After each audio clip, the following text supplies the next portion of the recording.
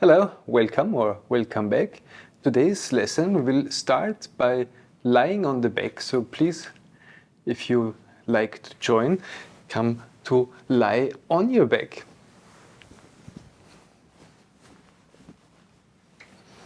And as always,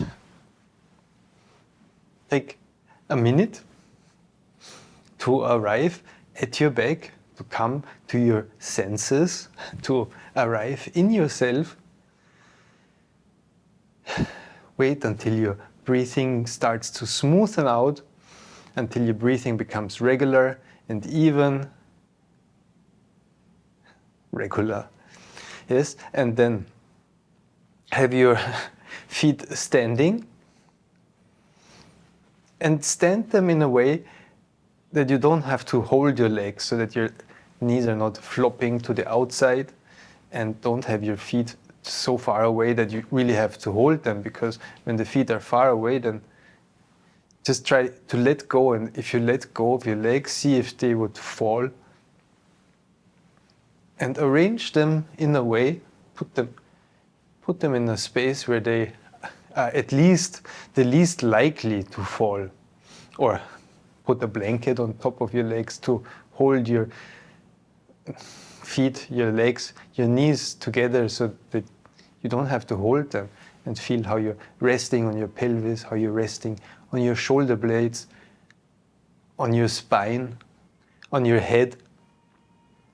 And maybe you can feel if you're lying a little bit more to the left, if you're twisted a little bit to the left, if your pelvis is twisted, or if you're twisted a little bit to the right, if you're resting on your back, if your head is turned a little bit to the left, or if your head is turned a little bit to the right, if your nose is pointing more upwards to where the top of your head is, that direction, or if your chin really sinks towards your chest, or where is it that you place everything? And then your arms, where did you place your arms when you come to rest? On your back with your feet standing. So we're looking at, these are cues to things to look at. We're not looking for imperfection or asymmetries, but just that how is it?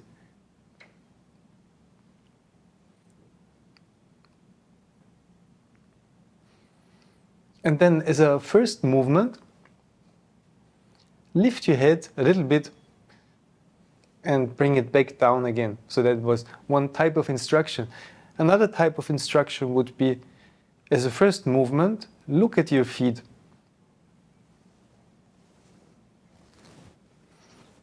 And we just do like this one first movement and then rest again.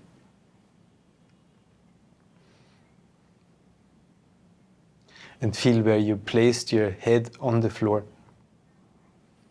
How you perceive yourself resting against the floor.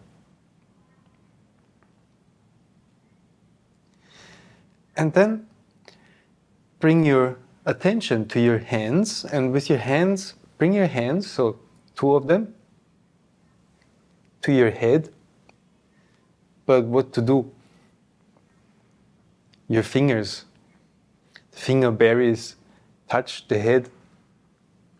But for what purpose? And the purpose, the intention will determine how you and where you touch your head. Is it your nose? Is it your eyebrows? Is it your hair, your ears, the back of your head? What is the purpose? What do we do? How do we touch? What is the kind of touch we need? So touch your hands to your head in order to lift your head. And you might have done this 1,000 times before. But today, in this lesson, take your time, take the chance to do it like the first time. How do you touch your head when you want your hands to lift the head? Where do you touch it? How far are your fingers spaced? Is it the temple you're touching, the back of your head you're touching? And take your time and see how can you use your hands, in which position, to lift your head. And let the head be lazy. Don't support your hands in the task of lifting. Let the head rest.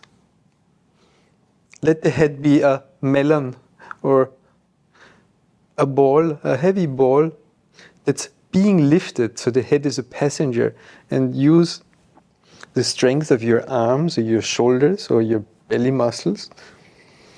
How do you press your spine against the floor, your back against the floor? How do you shorten your front side? How do you use your breath? And most importantly, how do you place your hand? What's the quality of touch? How much do you have to squeeze your head in order to have a grip? How do you make contact with your fingers, with the palms of your hands, the inside part of your hands? How much do you spread out? Or do you interlace your fingers to make a little basket or a sling where you can, a sling that you can wrap around your head? Or do you have one hand in the back and one hand in the front of your head to lift your head? And you can really let your head be heavy and hanging backwards. And find these questions, or answers to the questions, what makes it more difficult, what makes it more easy, what supports the motion and what works against the motion. What's a touch that feels pleasant? And like if you try to lift your head on one ear, that's unpleasant, but what happens with the head?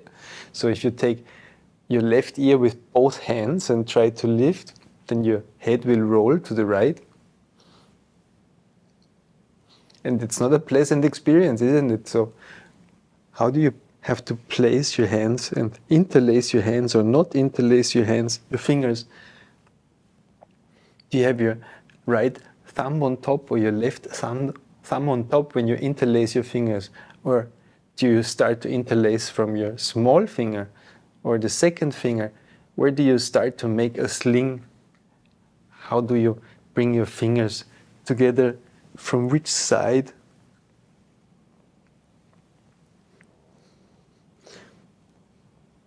And is it a symmetrical lifting? Like my funny example with the left ear. But if you lift from one side more, that the head will turn. If the head comes up in a curve rather than a straight line, maybe that makes it easier. And actually, yes, try that. Maybe we will explore that together in a moment. So, expectations. Take a rest first. So, after this first segment of the lesson, this first exploration, take a rest, extend your legs, extend your arms, and come to rest on the floor again, like in the beginning, and feel how you're resting now, how your perception of resting has improved or changed, become different.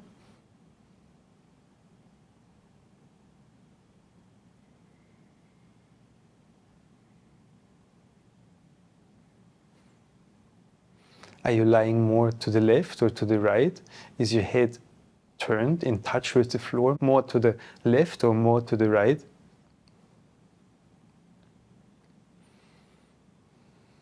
Where do you press with your spine against the floor? Is it in between the shoulder blades or more in the middle of your back or more towards your neck? Where does your chest press against the floor or rest against the floor the most?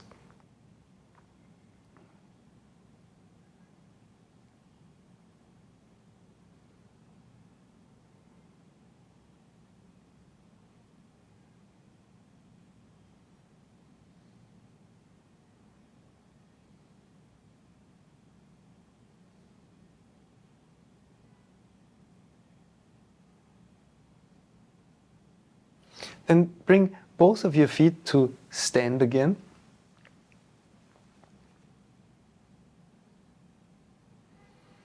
And with both hands, get hold of your head with the intention of lifting the head, and lift it in a way that your right elbow moves closer towards your left knee. And if you like, you can move your left knee towards your right elbow so that they both come towards each other. And how do you use your hands? Do you use your left hand on your left knee? Or do you have both hands behind your head? Do both hands support the lifting of the head? To lift in a way so that your right elbow comes closer towards your left knee.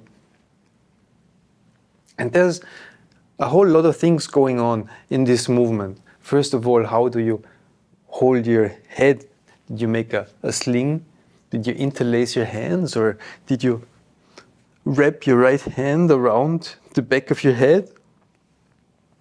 What's the most efficient way to, or the most productive way? And then don't only think and focus on the lifting, but think of the space in between the floor and your head, as if you would measure the distance of your head traveling, the back of your head lifting off the floor. How far is the distance? Maybe you can use your left hand to check for the distance, and how does your shoulder girdle work? So when you bring your right elbow closer towards your left knee, then maybe the right shoulder lifts off more from the floor than the left one. Maybe you're actually leaning more against the left shoulder. So you're peeling off the right shoulder, the tip of your right shoulder, more from the floor than the left one, right? Right, left, right. Right lifts more than the left. Become aware of how you leave the floor in that sense. How you create a distance with your head and your right shoulder blade from the floor more and more. How you lean more, where? On your left side maybe. Or the left lower back, or the left middle back.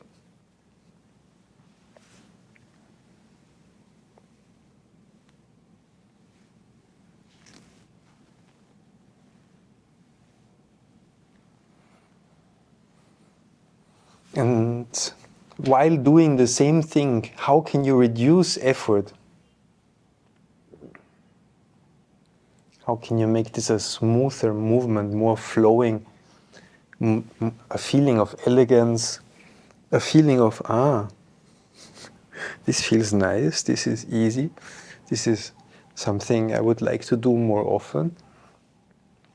Find a way of touching yourself, of holding yourself, that feels good, comfortable, safe, where you feel confident. I can do this. I feel safe holding myself like this. Where you make yourself feel safe and secure.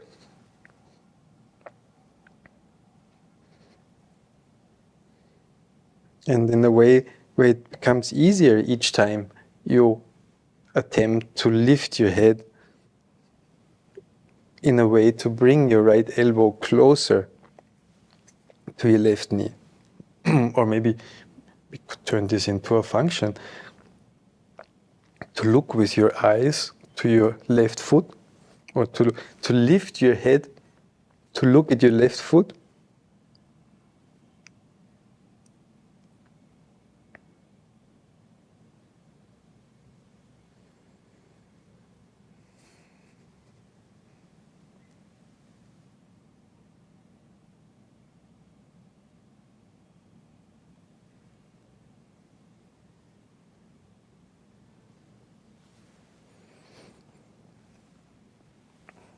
And often change the position of your hands, change how you use your arms, to give yourself a chance to discover better ways to do the same thing.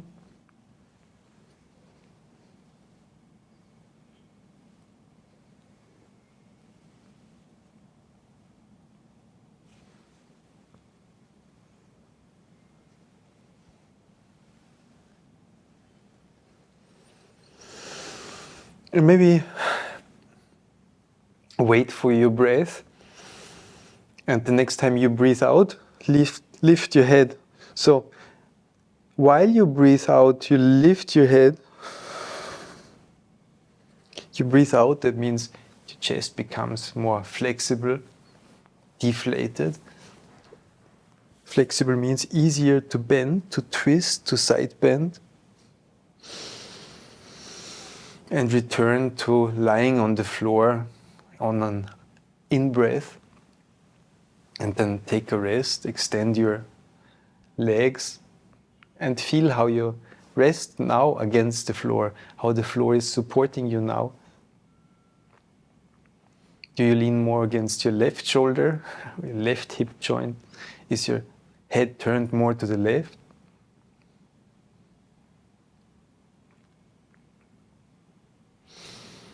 And enjoy whatever it is you're discovering or feeling.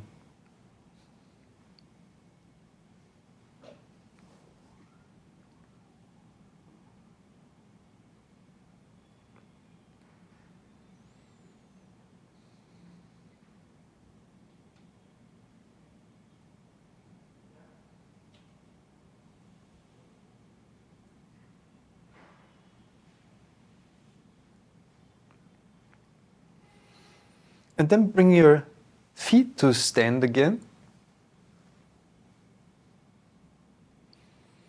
And your hands, yes, how do they move towards your head now? How do you touch your face or your head now? And this time, of course, we do the other side. Lift your head so that your left elbow comes closer to your right knee. And see, how is it when your left shoulder leaves the floor more, when the distance between the floor and the left shoulder becomes greater than the distance between the floor and the right shoulder?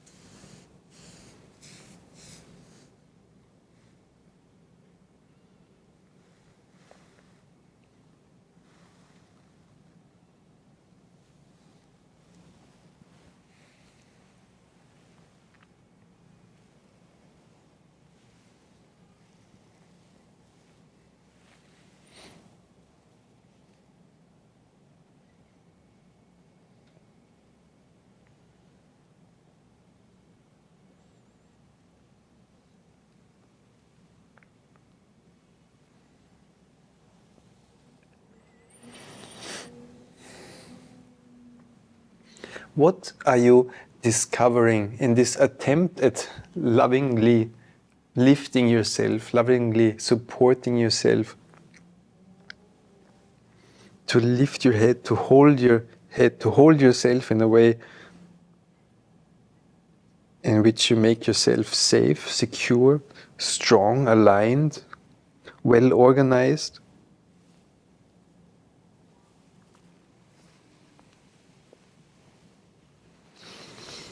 And how will you be able to, and I mean, you will be able to carry this quality of touch, of movement, of caring, to carry this quality of caring for yourself, of making yourself safe and secure into everyday life, into moments where you have a chance to come to your senses and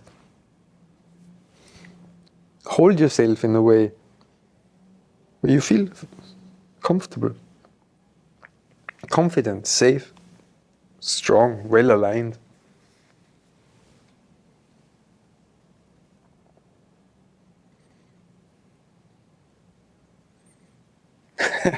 So it's not just a movement, it's like almost a life philosophy, isn't it?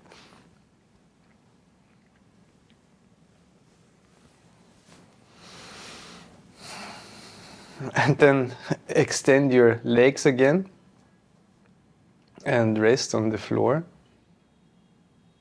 Let the floor support you. Let yourself lean against the floor. And how do you do that? Now.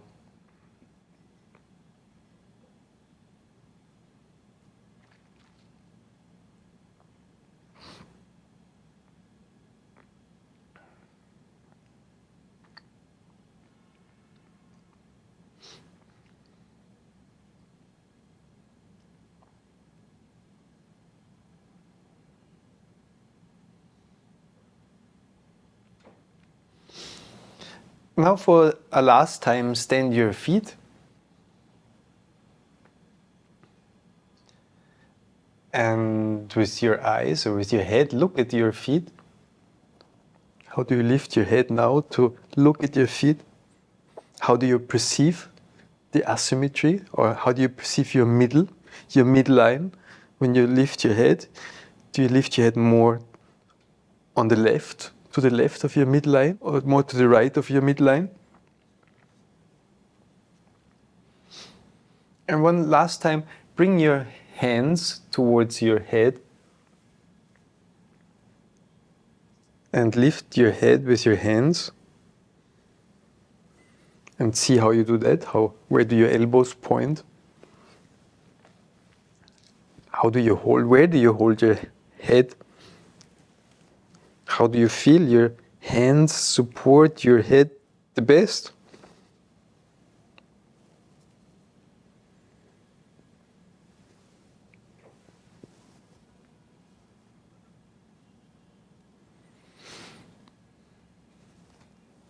Yes, and how has this changed to the beginning of the lesson? How do you feel now? How do you sense yourself now compared to the beginning of the lesson?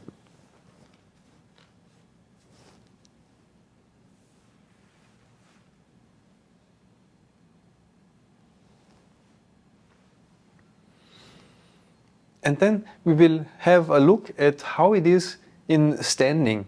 How does this feeling we have now transfer into standing? How can we carry the qualities we just discovered into standing and into our life? So let's find out.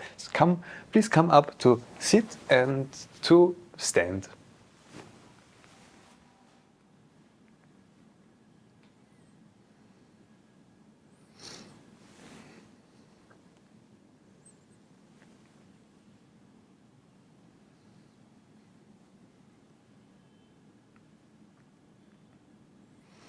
How do you perceive your midline? How do you perceive where you carry the head?